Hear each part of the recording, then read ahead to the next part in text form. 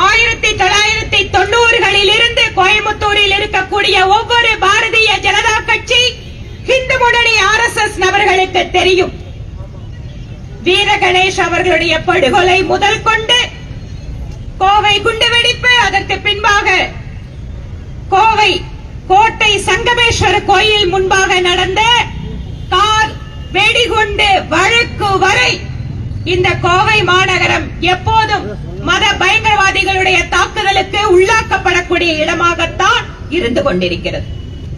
தமிழகத்தில் நம்முடைய இயக்கங்கள் மிகப்பெரிய வெகுஜன இயக்கங்கள் அப்படிங்கிற அந்த இலக்கை நோக்கி செல்வதற்கான நம்முடைய பணிகளிலே நூற்றுக்கணக்கான நபர்களை தியாகம் செய்திருக்கக்கூடிய அமைப்புகள் எதுவென்று கேட்டால் நம்மால் நெஞ்சு நிமிர்த்தி சொல்ல முடியும். இந்த நாட்டினுடைய பாதுகாப்பிற்காக, இந்த நாட்டினுடைய ஒற்றுமைக்காக நூற்றுக்கணக்கான தியாகிகளை கொண்டிருக்கக்கூடிய ஒரே அமைப்பு நம்முடைய அமைப்புகள் மட்டும்தான். வேற எந்த அரசியல் கட்சியோட சொல்ல முடியாது.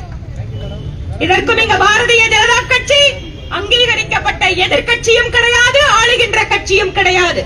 ஆனால் நாம் ஒன்றை புரிந்து கொள்ள வேண்டும்.